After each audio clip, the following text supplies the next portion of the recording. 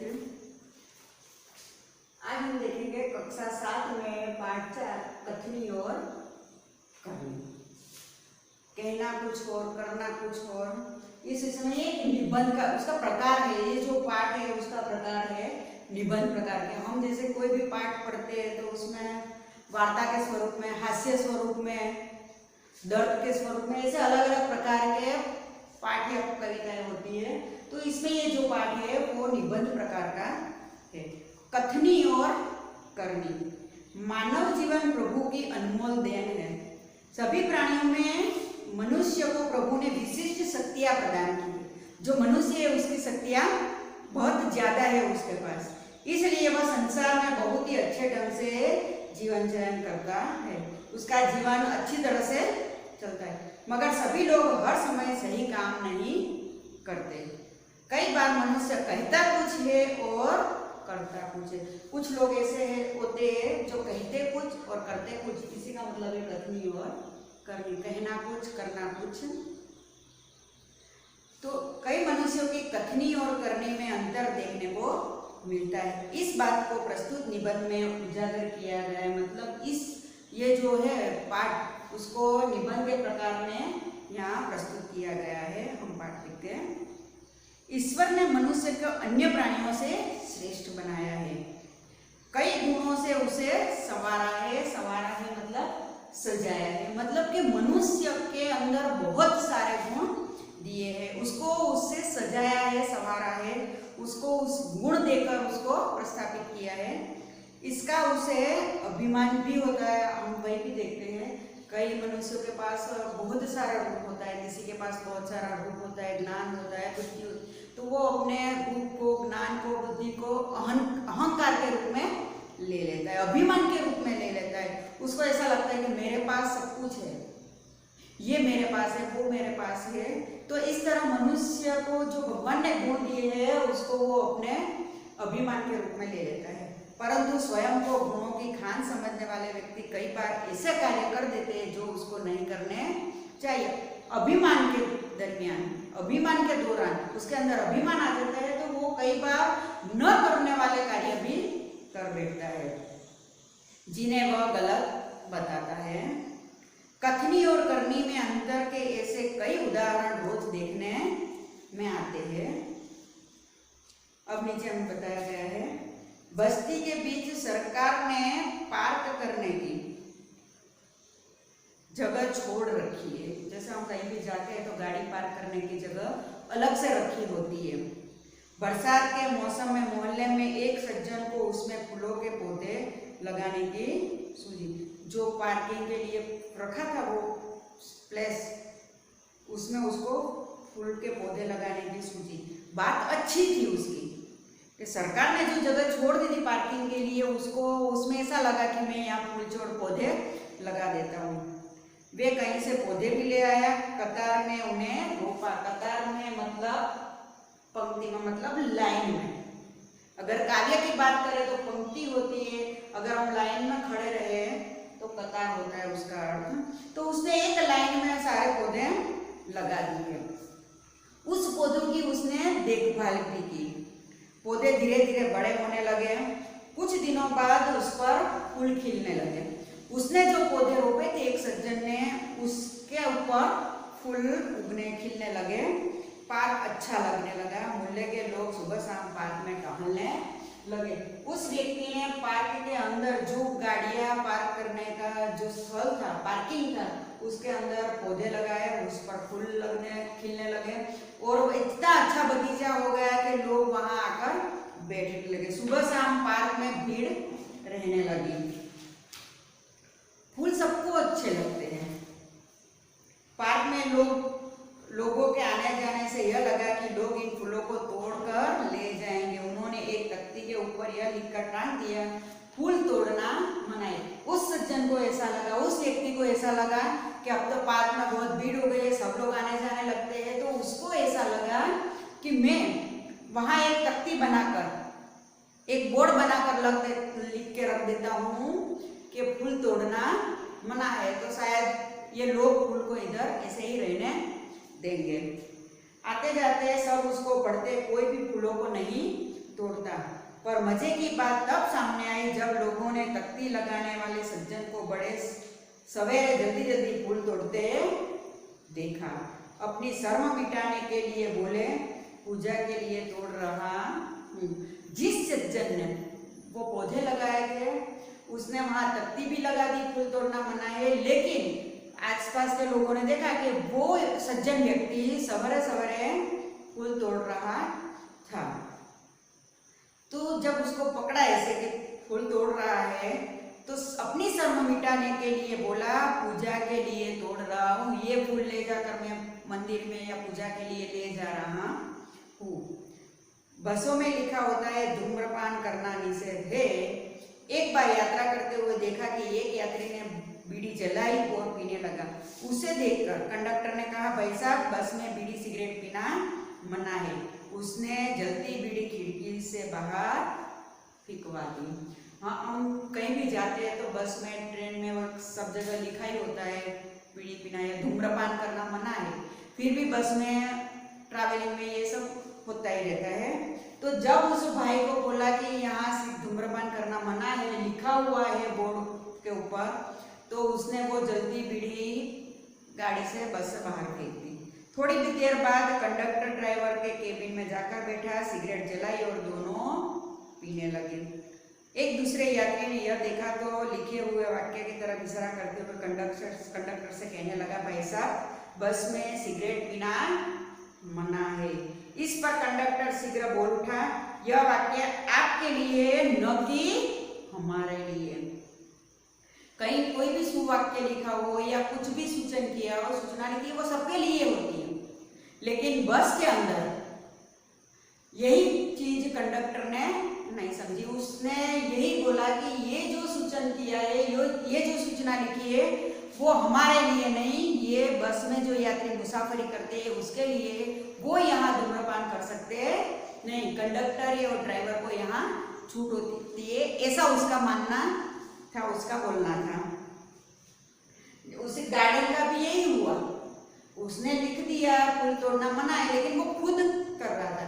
तो ये पार्ट ऐसे ही साबित होता है कि कथनी कुछ और करनी कुछ बोलते हैं और कुछ अलग करते हैं, कुछ अलग बोलते हैं, कुछ अलग करते हैं। जैसा हम बस में देखते हैं, ये धूम्रपान वर्जित है, मतलब धूम्रपान करना इधर अलाउ नहीं है।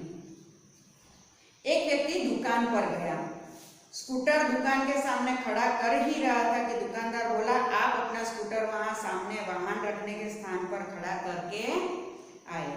सज्जन ने कहा, मुझे ज्यादा समय तक थोड़े ही रुकना है, मैं तो सामान लेकर अभी चला जाऊंगा। दुकानदार बोला, पर दुकान के सामने बीच सड़क पर स्कूटर खड़ा रखना कोई ठीक बात नहीं है। दुकानदार ने उस भाई को बोला कि आप अपना स्कूटर सामने पार्किंग में रख दीजिए। तो वो जो स्कूटर वाला भाई था, उसने कहा 5 मिनट का ही काम है, सामान लेके मैं तुरंत यहाँ से चला जाऊंगा। फिर भी दुकानदार ने बोला, नहीं, आप कितनी भी देर करो, आप अपना स्कूटर सामने रख दो। दुकान के सामने बीच सड़क पर आप स्कूटर रख सकते नहीं। सज्जन ने स्कूटर वाहन खड़ा करने के स्थान पर ले जाकर खड़ा किया, वापस आकर सामान खरीदने लगा। इतने में स्कूटर लेकर दुकानदार पर एक लड़का आया, स्कूटर दुकान के सामने खड़ा करके वह दुकान के अंदर चला गया। इस पर उस सज्जन ने दुकानदार से कहा, आपने इसे मना नहीं किया? वो बोला, यह तो मेरा बेटा है। मतलब कथनी और करनी। आप जब सामने वाले को नियम या रूल्स बताते हो कुछ भी, तो वही नियम रूल्स अपने ऊपर भी लागू होता है। दुकानदार ने वो सज्जन को बोला कि आप स्कूटर वहां रख दो सामने पार्किंग में, लेकिन जब उसका बेटा आया तो उसने दुकान के सामने स्कूटर रखा, दुकान के अंदर गया। मतलब सज्जन ने तुरंत ही बोला कि इसको क्यों मना नहीं किया? तो दुकानदार बोलता है, ये तो मेरा बेटा है, हम तो यहाँ स्कूटर रख सकते हैं। कुछ लोग ऐसे भी होते हैं जो आदर्श की बात करते हैं, लेकिन जब उन्हें अपनाना पड़े तो वो आदर्श भूल जाते हैं। हम कई बार सबको बताते हैं सच बोलना, झूठ नहीं बोलना, ईमानदारी से काम करना, चोरी नहीं करना, लेकिन जब यही बात अपने ऊपर अमल करने की आती है तो हम वो बातें याद नहीं रखते। हम उपदेश देना जानते हैं, हम सामने वालों को कुछ भी सुनाना समझते हैं, जानते हैं, लेकिन जब अपनी बारी आती है तो हमें बुरा लगता है। उसी बात को हम अपनाते नहीं है, उसी बात पर हम अमल करते नहीं है। एक दिन एक सज्जन के घर उनके मित्र मिलने आए। दोनों मित्र बातचीत में मग्न थे कि किसी ने दरवाजा खटखटाया। एक दिन की बात थी, एक सज्जन के घर उसके मित्र मिलने आए। दोनों बातचीत कर रहे थे, अचानक दरवाजा घर का किसी ने खटखटाया। उन्होंने खिड़की से झांककर देखा, बाहर मकान मालिक खड़ा था, जो पिछले 4 महीने का किराया मांगने आया था।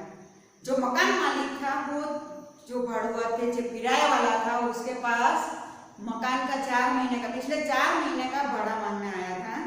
तो उसने अपने बच्चे को समझाकर बाहर भेजा। जब बच्चा बाहर गया तो मकान मालिक ने उससे कहा, तुम्हारे पिताजी से कहो कि मैं मकान का किराया लेने आया हूँ।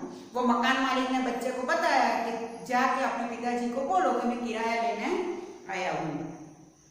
बच्चे ने तपाक से मतलब जल्दी से जवाब दिया, पिताजी ने कहा है कि वे घर पर नहीं है। बच्चा मासूम था, उसने सच बोल दिया कि मेरे पिताजी ने मुझे ऐसा बताया है कि बाहर जाकर बोल दो कि पिताजी घर पर नहीं है।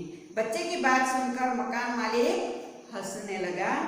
घर में बैठे मित्र के चेहरे पर भी मुस्कान आ गई, जिसे देखकर वे सज्जन पानी पानी हो गए, मतलब शर्म से पानी पानी हो गए, लज्जित हो गए शर्म से कि मैंने बच्चे को ऐसा बोला था कि जाकर बता दो मेरे पापा नहीं है घर में, मेरे पिताजी घर में नहीं है। लेकिन बच्चे ने सच, बच्चे हमेशा सच बोलते हैं, तो बच्चे ने जाकर मकान मालिक को ऐसा बताया कि मेरे पापा ने बोला है, मेरे पिताजी ने बोला है कि मैं घर में नहीं हूँ, ऐसा जाकर बाहर बोल दो।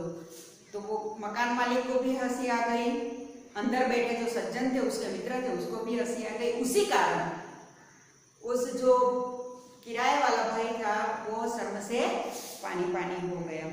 एक सज्जन ने अपने पोते को यह सिखाया था कि हमें कभी किसी काम को गलत ढंग से करना नहीं चाहिए, सदा अपनी बारी की प्रतीक्षा करनी चाहिए।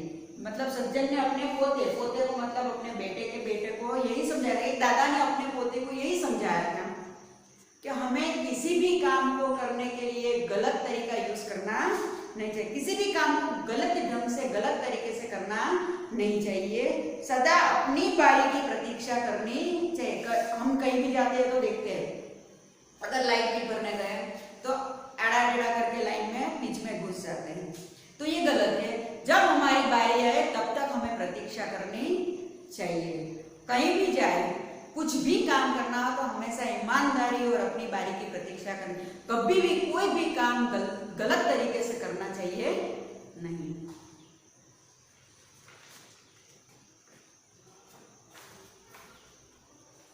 एक दिन की बात है, वे बिजली के बिल जमा कराने गए, साथ में उनका 8 वर्षीय पोता भी था। बिल जमा करवाने वालों की लंबी लाइन खड़ी थी। कोई उपाय सोचने, वो सज्जन उपाय सोचने लगा कि इतनी लंबी लाइन में मैं कैसे जाऊं, मैं बीच में कैसे घुस जाऊं। उन्होंने खड़े हुए लोगों को ध्यान से देखा। आगे एक परिचित व्यक्ति खड़ा दिखाई दिया। वे तुरंत उसके पास गए और बोले, बेटा ये बिल तुम घर पर ही भूल आए, लो इसको भी जमा कर दो। वह व्यक्ति कुछ बोले उससे पहले बिल व राशि उसके हाथ में थमा दी और एक तरफ जाकर खड़े हो गए। कई लोग ऐसे होते हैं कि जिसने गलत तरीके से वो लाइट बिल भरने को, बिजली का बिल भरने को दे दिया, मतलब पीछे वाला को पता नहीं चले कि इसने गलत किया, इसलिए उसने ऐसा बोला कि तुम घर पे भूल आए थे लाइट बिल, उसको जमा कर दो, ये पैसे और ये बिजली का बिल। तो पोता बार बार कहने लगा, दादाजी लाइन में लगी है ना। उसकी बात सुनकर लोग हंसने लगे। मतलब मैंने पहले ही कहा कि जो छोटे बच्चे होते हैं या जो बच्चे होते हैं वो कभी भी झूठ बोलते नहीं, झूठ का सहारा कभी नहीं। उसके मन में जो सच है वही बात उसके जुबान पे आ जाती। कई लोग ऐसे होते हैं जो आदर्श की बात तो करते हैं पर उन्हें अपनाते नहीं। इस प्रकार का आचरण अच्छा नहीं, आचरण मतलब इस प्रकार का व्यवहार अच्छा नहीं होता। ऐसा आचरण करने करने वालों को कभी सम्मान नहीं होता। जो गलत तरीके से काम करते हैं उसको कभी सम्मान नहीं मिलता, वे हमेशा हंसी के पात्र बनते। इसलिए हमें कथनी और करनी में सदैव समानता रखनी चाहिए। सदैव जैसा बोलते हैं वैसा ही करना, जैसा करते हैं वैसा ही बोलना है। वो कथनी करनी एक समान जग में मिलता तब सम्मान। ये पाठ यहीं पूरा होता है। Thank you.